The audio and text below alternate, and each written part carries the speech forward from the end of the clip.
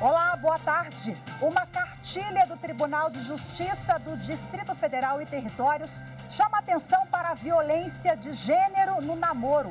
Essa fase é importante para as pessoas prestarem atenção ao comportamento dos parceiros, identificar possíveis relações abusivas. Eu sou Rafaela Vivas e a cartilha Violência no Namoro Não é um dos destaques do dia. Agora vamos aos demais. Supremo Tribunal Federal arquiva a denúncia da Procuradoria-Geral da República contra senadores do MDB. A investigação contra os políticos do MDB no Senado foi iniciada com base em desdobramento da Operação Lava Jato. Em 2 semanas, mutirão carcerário no Rio Grande do Sul analisa 1.400 processos. E ainda, Superior Tribunal de Justiça decide que dependente idoso assume plano de saúde após morte do titular.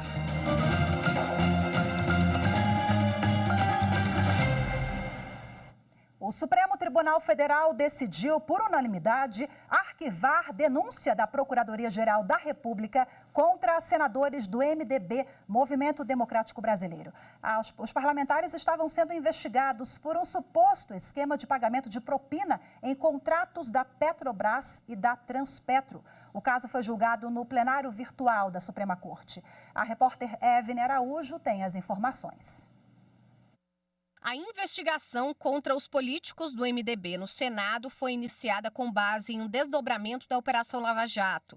A Procuradoria-Geral da República denunciou em 2017 os senadores Renan Calheiros, Romero Jucá, Valdir Raupp, Jader Barbalho, Edson Lobão, José Sarney e Sérgio Machado pelo crime de organização criminosa. À época, o então procurador-geral, Rodrigo Janot, afirmou que houve ações ilícitas para arrecadação de propina relacionada a contratos com a Petrobras entre 2004 e 2008 e com a Transpetro. Este ano, a PGR mudou o posicionamento e pediu ao Supremo a rejeição da acusação, alegando falta de lastro probatório mínimo indispensável para a instauração de um processo penal. A Procuradoria também alegou que a denúncia se baseou apenas em delações premiadas e em material fornecido por colaboradores, o que foi proibido por uma mudança na legislação criminal. O ministro Edson Fachin, relator do caso, acolheu os argumentos e votou pelo arquivamento. Todos os ministros da Corte acompanharam o entendimento do relator. O ministro Cristiano Zanin, do Supremo Tribunal Federal, substituiu a prisão preventiva da blogueira Maria Aparecida de Oliveira pela proibição de usar a internet. Maria Aparecida é acusada de crimes contra a honra de uma juíza de Maceió, Alagoas. Os detalhes com a repórter Carolina Chaves. Maria Aparecida de Oliveira foi presa em julho, acusada nos crimes de calúnia, difamação e injúria contra uma juíza da primeira vara civil de Maceió, em Alagoas. No YouTube, a blogueira xingou a magistrada e acusou a juíza de ligação com fraudes envolvendo a empresa de mineração Braskem. No Supremo, a defesa de Maria Aparecida alegou que a prisão preventiva não se justifica porque as penas dos crimes pelos quais ela é acusada não ultrapassam 4 anos. Além disso, a blogueira tem 73 anos de idade e é réu-primária. O ministro Cristiano Zanin acolheu o parecer do Ministério Público e atendeu o pedido da defesa de Maria Aparecida. O ministro substituiu a prisão preventiva pela proibição de usar a internet. Zanin entendeu que o decreto de prisão não indicou corretamente as medidas cautelares proporcionais para a manutenção da ordem pública. Para ele, os crimes foram supostamente cometidos sem violência ou grave ameaça e a restrição de acesso à internet é suficiente para impedir a prática. Nas primeiras 2 semanas, o mutirão carcerário no Rio Grande do Sul já revisou processos envolvendo todas as comarcas do estado. Confira alguns resultados preliminares desta força-tarefa do Conselho Nacional de Justiça e do Judiciário Gaúcho. A reportagem é de Matheus Beck. O objetivo geral deste trabalho é garantir os direitos de pessoas privadas de liberdade, revisando as prisões em 4 situações específicas: preventivas com duração de mais de 1 ano, presas cautelarmente que sejam mães, gestantes ou responsáveis por crianças ou pessoas com deficiência, presos que cumprem pena em regime mais gravoso do que o fixado na condenação e condenados por tráfico privilegiado em regime fechado ou semiaberto. É uma determinação, muito mais do que um convite, é uma determinação do Conselho Nacional de Justiça para que nós paremos e aqueles processos compatíveis com essas 4 hipóteses sejam, sim, revistos nesse prazo de 1 mês, de 25 de julho a 24 de agosto, não importando qual seja o teor da decisão. O que nós queremos é que haja uma reanálise por parte dos juízes naturais dessas causas. Dos mais de 8.700 processos, cerca de 1.400 já foram analisados. Em relação às prisões preventivas com duração maior do que 1 ano, as decisões foram mantidas em 76% dos casos. Em 24% delas, foi concedida a liberdade provisória ou prisão domiciliar. A mesma tendência é percebida nos casos entre gestantes, mães e mulheres responsáveis por crianças e pessoas com deficiência presas cautelarmente. Das 15 decisões revisadas, em 11 casos a cautelar foi mantida e em 4 elas foram beneficiadas com a prisão domiciliar. Nas outras 2 hipóteses, porém, a tendência apresentada é inversa. Houve progressão de regime ou concessão de prisão domiciliar em 76% dos processos envolvendo pessoas em cumprimento de pena em regime prisional mais gravoso do que o fixado na decisão condenatória. O mesmo percentual é dado entre pessoas cumprindo pena em regime fechado ou semiaberto, condenadas pela prática de tráfico privilegiado, em que houve a adequação para regime aberto. Nas demais, foi mantido o regime. A mobilização segue até o dia 24 de agosto.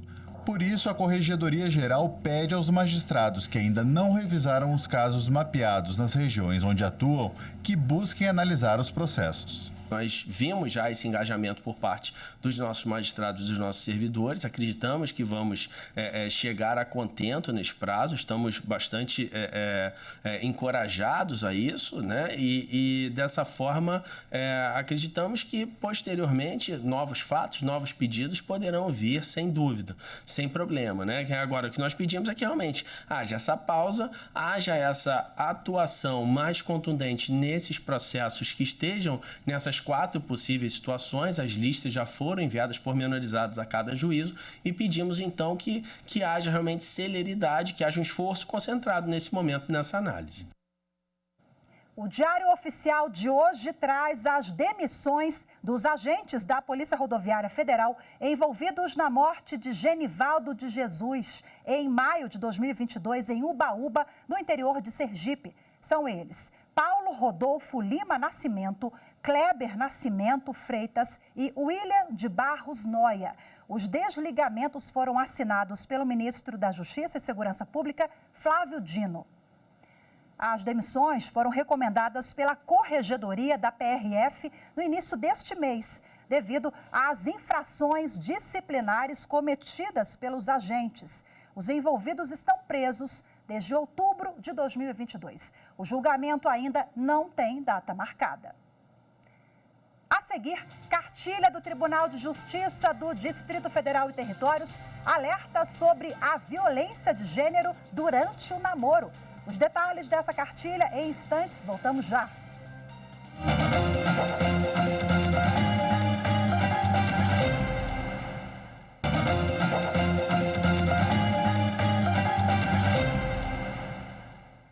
Uma cartilha elaborada pelo Tribunal de Justiça do Distrito Federal e Territórios alerta sobre a violência de gênero durante o namoro. O material Violência no Namoro Não foi baseado em uma pesquisa sobre o tema. Bom, segundo o levantamento, crianças que crescem em lares com violência contra a mãe estão mais suscetíveis aos abusos. Vamos acompanhar na reportagem de Carolina Chaves. A violência sofrida por Raíssa Brandão foi registrada nas câmeras de segurança da academia em Goiânia. O personal trainer Douglas Ferreira agrediu a namorada porque ela não bloqueou o contato de um ex. Douglas já tinha 2 passagens na polícia por agredir outras mulheres. Ele foi condenado a 1 ano e 9 meses de detenção em regime aberto e a pagar R$ 2.600 a Raíssa por danos morais. A agressão física é o extremo, mas são várias as formas de violência que podem ser percebidas já no namoro. Muitas vezes, o relacionamento abusivo começa com atitudes aparentemente pequenas. Impedir de usar uma roupa, acessar sem autorização o celular, implicar com algumas amizades. Para alertar sobre a necessidade de combater esse tipo de comportamento, o Tribunal de Justiça do Distrito Federal e Territórios lançou uma cartilha. O material voltado a profissionais da educação dá dicas de como orientar jovens e adolescentes a prevenir a violência no namoro. Uma pesquisa da Fiocruz mostra que boa parte das pessoas que presenciaram ou conviveram com agressões de violência doméstica estão mais suscetíveis a reproduzir ou sofrer a violência. Com base nesses dados, a cartilha explica a legislação que protege as vítimas de violência de gênero e apresenta todas as formas de agressão, como a psicológica, a sexual, a patrimonial e a moral. O material foi elaborado com apoio das Polícias Civil e Militar do Distrito Federal, do Ministério Público, do Governo do Distrito Federal e órgãos de direitos humanos. O trabalho faz parte de um esforço para formar uma rede de proteção e enfrentamento à violência de gênero. E agora, para repercutir o tema, eu converso ao vivo, de forma remota, com a psicóloga do Núcleo Judiciário da Mulher do TJDFT, Priscila Parada.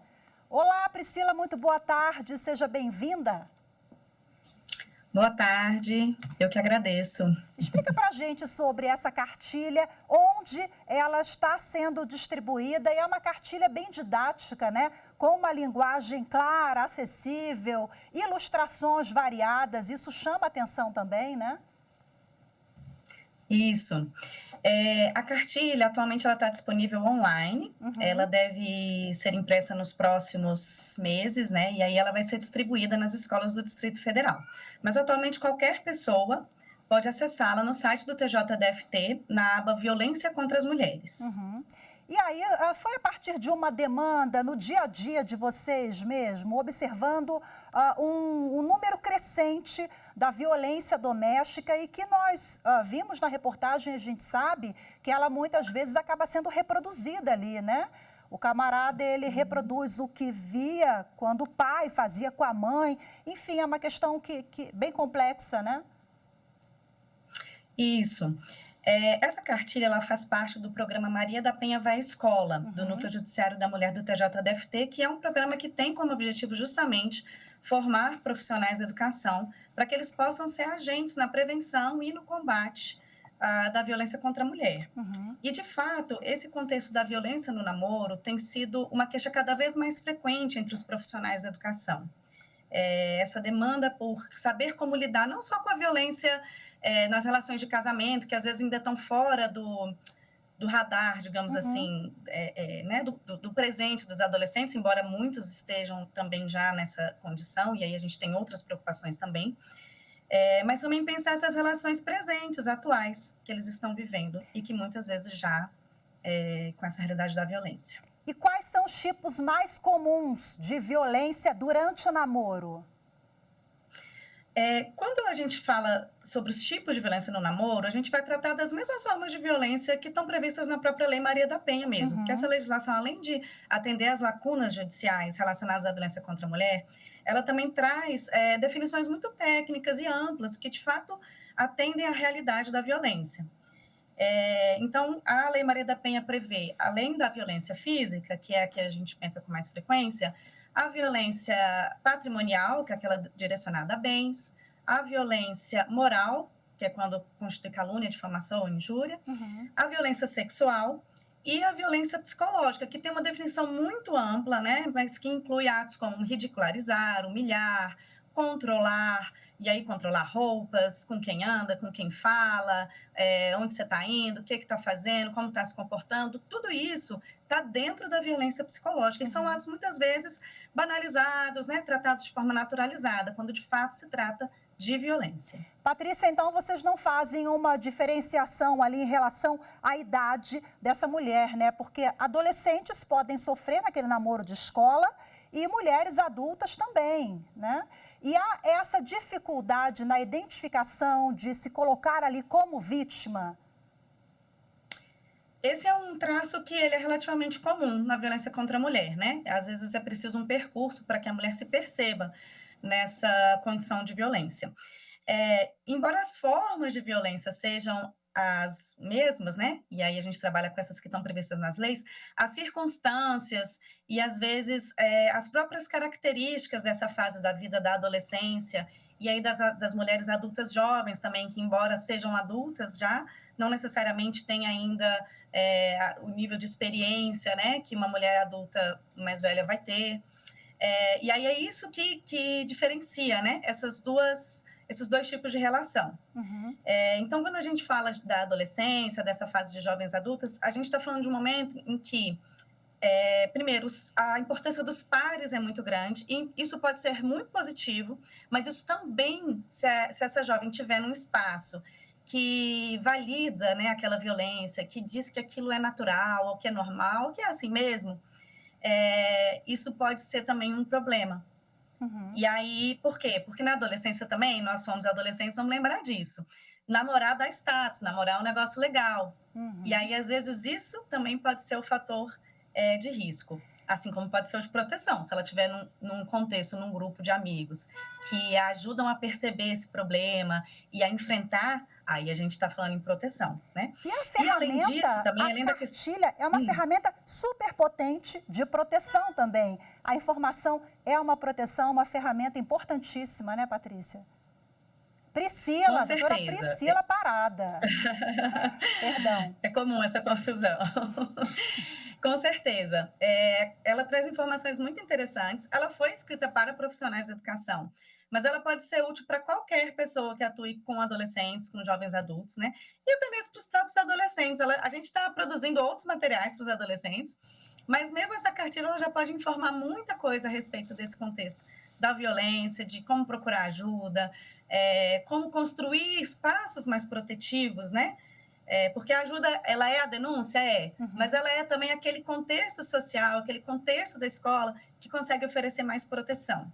Perfeito. Bom, a ajuda está na cartilha também, mas é sempre bom lembrar, pode procurar as autoridades policiais. Lá na cartilha também tem o passo a passo de todos os atores envolvidos, né?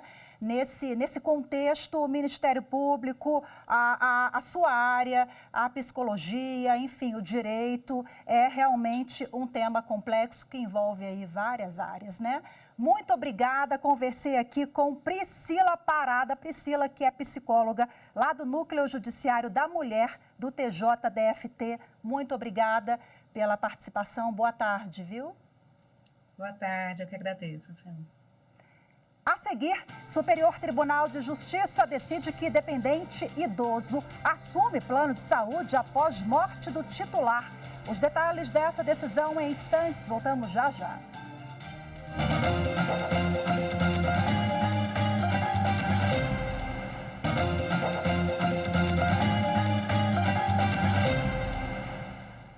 A terceira turma do Superior Tribunal de Justiça decidiu que idoso dependente de titular falecido pode assumir titularidade do plano de saúde coletivo por adesão. Entenda melhor os detalhes na reportagem de Marina Campos. No caso em julgamento, uma idosa ajuizou a ação para permanecer por prazo indeterminado no plano de saúde coletivo por adesão entre o Sindicato dos Engenheiros de São Paulo e a Amil Assistência Médica Internacional, no qual ela figurava como beneficiária na condição de dependente do falecido marido. O juízo de primeiro grau condenou a Amil a manter a idosa como titular do plano mediante o pagamento da mensalidade relativa à sua parte, excluído o falecido. O Tribunal de Justiça de São Paulo negou provimento à apelação da operadora. Já no recurso ao STJ, a Amil alegou, entre outras coisas, que o benefício somente seria obrigatório se previsto contratualmente. A relatora do recurso, ministra Nancy Andrighi, observou que uma resolução da Agência Nacional de Saúde Suplementar, que trata do direito de manutenção de ex-empregados demitidos ou exonerados sem justa causa, além de aposentados, dispõe que, morrendo o titular, esse direito é assegurado aos seus dependentes. Quanto aos contratos coletivos por adesão, para os quais não há norma legal ou administrativa regulamentando a situação dos dependentes em caso de morte do titular, deve ser seguida a regra de hermenêutica jurídica, onde a mesma razão de ser prevalece a mesma razão de decidir. Desta forma, a terceira turma decidiu que a pessoa idosa que perde a condição de dependente em virtude da morte do titular tem o direito de assumir a titularidade do plano de saúde coletivo por adesão, enquanto estiver vigente o contrato celebrado entre a operadora e a estipulante, e desde que ela arque integralmente com o custeio. Na Bahia, o Tribunal Regional do Trabalho desenvolve um projeto de atenção aos servidores do Poder Judiciário. É o Cuidando da Nossa Casa. A presidente do TRT e sua equipe percorrem o estado para entender e atender as demandas específicas de cada região, principalmente os municípios mais distantes da capital. A repórter Carolina Vasco explica para a gente como funciona. O projeto Cuidando da Nossa Casa chegou à 21ª visita. Desta vez, o Fórum Walter da Silveira, em Santo Antônio de Jesus, recebeu a presidência do TRT da Bahia. Tem uma vara comprometida de servidores de excelência, interessados, e assim, o sentimento deles é de pertencimento, né? Porque eles agradeceram muito, eles agradecem como se na verdade fosse um favor, e eu acho que é um dever a gente conhecê-los, né? São 2 anos de gestão e o TRT5 e a gestão do TRT5 não é só Salvador. Então, sair do gabinete, ir no interior, conhecer a realidade, ouvir os anseios, tirar dúvidas, prestar contas mesmo também para esses servidores que estão mais afastados. É algo importante que tem tido uma resposta muito positiva. Servidor na Justiça do Trabalho há 42 anos, Nilson vê esta proximidade como um avanço. Foi uma experiência nunca vista. O bom é que não é apenas um ofício, um diário oficial, mas é a própria presidente conversando, dialogando, trazendo as informações e esmiuçando essas informações. Então, ela se torna uma coisa mais dinâmica, mais assim, a gente entende melhor, compreende melhor os avanços, as novidades. Isso é, de fato, muito, muito bom para o andamento da vara no dia a dia.